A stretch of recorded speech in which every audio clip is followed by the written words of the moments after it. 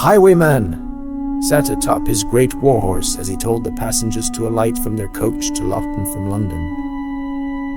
He was strong and handsome and utterly madly fashionable. All women loved him, and the men were either jealous of his fascinating all the women there, or else wanted to be him, but totally hated him. So was the case with Isabella Constance, and the man who virtually worshipped her. But she was in love with the romantic highwayman, the Viscount of Essex, John Faulkner, the perfect gallant gentleman, highwayman.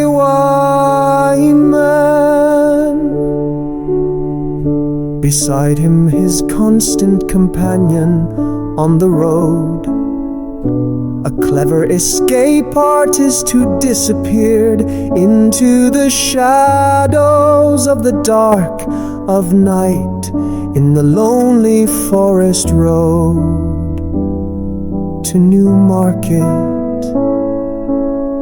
The companion was a Robin Hood who robbed only those who could afford to lose a little money which he gave to an obliging churchman who promised he would give it to the poor in his parish. Lieutenant Faulkner and the ghost, this is my lucky day. Isabella sang in her joy to the man who loved her, but she couldn't love, let alone see. I can't see why we should be happy to be robbed.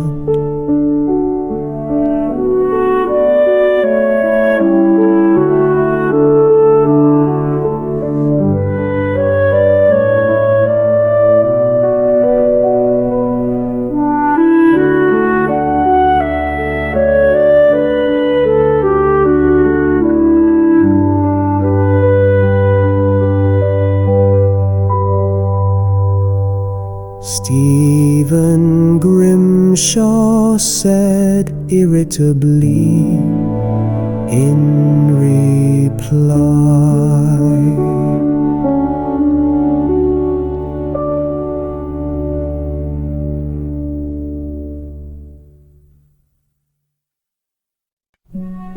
he was angry and wanted to protect her, and his money and a poem he wrote secretly to her anonymously, as he had many times before. She knew she had a secret admirer, but not his name. He was called Silver Starr. He was a poet in love with her. What light from yonder window breaks it is Juliet, said Faulkner charmingly, seeing her. Ham is not your style, Jack, the ghost scolded. Right, you are Drew. Pray, excuse me, my dear lady, I was dazzled by your eyes. They are like two twinkling silver stars. Was I out of line? Jack said contritely.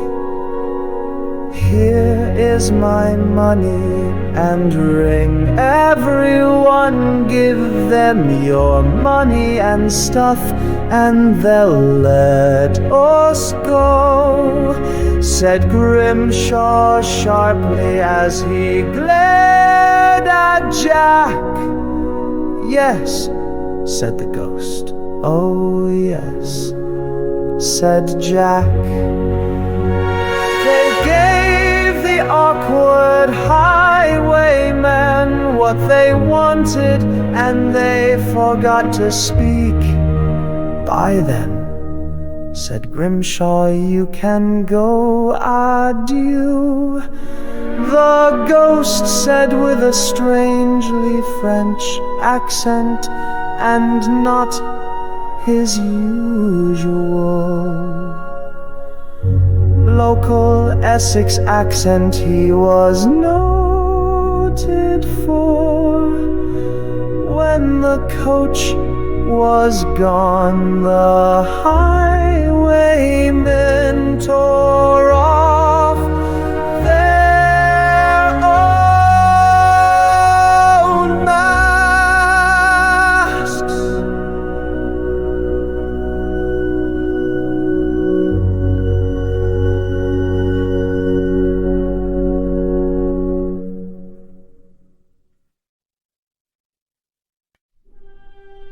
Hello, Terry. We don't want anyone dead. I was only joking. Let's go home. The Earl said to his friends who lived at his house, as his live-in guests with the run of the house. They were the Earl's maternal cousin, and the youngest son of another Earl, whose wife and twin brother died when he was born, and was taken in by Jack's family. Although she had the blood of the Earl of Essex, and was the aunt of the present orphaned Earl of Essex, and was his guardian, she raised him when he was in hiding. As Andrew Fletcher, a blacksmith's apprentice, his master's daughter was the Earl's fiancée. Your ladyship is well, I hope, said Lord Essex, when Isabella and Grimshaw entered his sitting room. His library of books and oddments with many maps, old weapons and comfy chairs, and a well-used desk well made of metalwork of the Earl himself, as a secret but famed blacksmith, as David Buckingham. We were held up by highwaymen. So? Was anything stolen? Asked Jack with an air of concern, mock of the cause. He knew he'd stolen the poor girl's heart. Yes, they were highwaymen. I said they robbed us, didn't I, in a roundabout way? Grimshaw said, He's thick as well as heartless. He's the most annoying actor on any stage in London. Ignore him, he's a bore, said Isabella. Do you have a name, sir? Asked Grimshaw. I'm an actor. I've had many, Said Jack. Jack? The Earl snapped. When you are good, you are very, very good, and when you are bad, you're horrid. Jack? Are you a highwayman? Asked Grimshaw, sure he was talking to his rival, the Viscount, but why would the Earl of Essex be a highwayman? Only at certain times, said Jack. Not permanently. What are you on? John Faulkner, the Viscount of Essex. Grimshaw said, Pardon me. oh yes, yes, and he's the ghost. Jack said, what do you admit it? Why did his lordship take to the road? Said Grimshaw.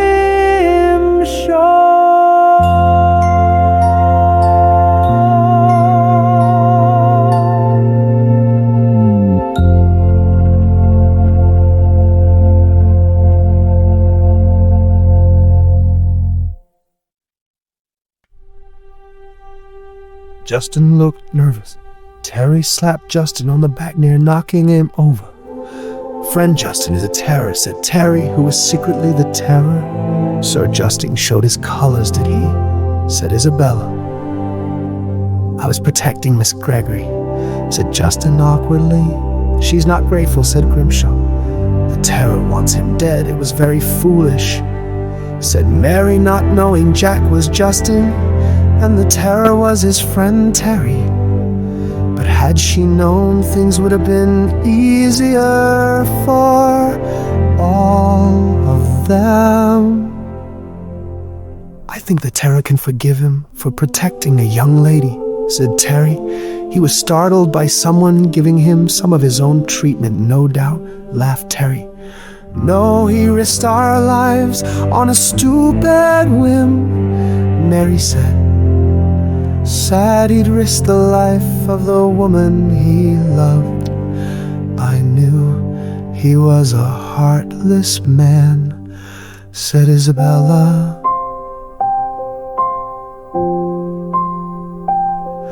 "Who said I loved her?" said Justin coldly. "It was a shotgun marriage that Mary and Justin didn't want to marry Jack, and his secret fiancé loved each other deeply. Their love would be their death. Knew he was a cad he marries for her money," said Isabella. "No, for honor," said Sir Thomas. "For mistake, not honor," said Mary. "Mistake. Pray, may I ask what it was?" Isabella said. "I got lost in the forest one night. He found me, my brother found us, and jumped the wrong idea. He ganged us into marrying. He's the last man in the world I'd take for a husband," Mary said. "Oh, poor girl," said Grimshaw. "A lady must be careful of her honor," said Isabella. "And her family," said Sir Thomas. "And her friends," said Sir Justin sadly.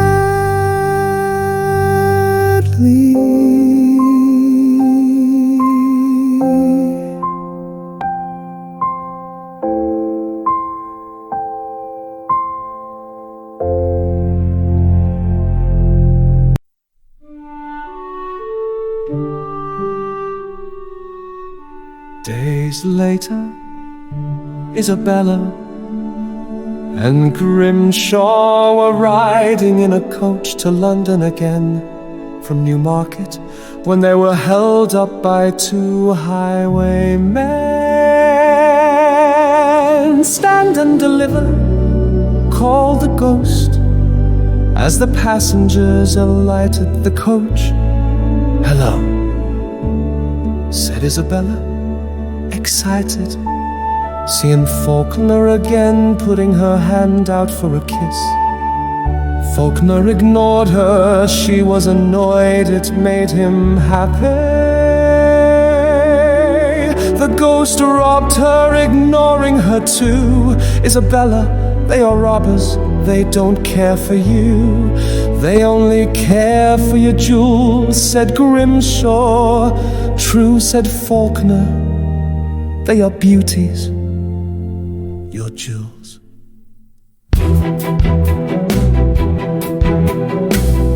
Isabella was horrified. "You heartless beast," shouted Isabella, hitting Faulkner to the surprise of everyone. Grimshaw, in the distraction, pulled out a gun and aimed it at his former rival. "Isabella, leave him alone. He's not worth it," Grimshaw said. "He is not," said Isabella. "Give us back our stuff and let us go on our way," said Grimshaw. "Okay," the ghost said, handing back the objects he took. Faulkner reluctantly handed back the things he had taken. "Now let us go," said Grimshaw. They did. The coach drove on. off. Up to them rode the Terror and Mary as highwaymen on horses. You did good, said Mary. Isabella looked at Mr. Grimshaw as a hero.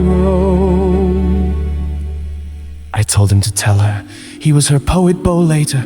Now she sees him as he is, she'll like him more, said the ghost.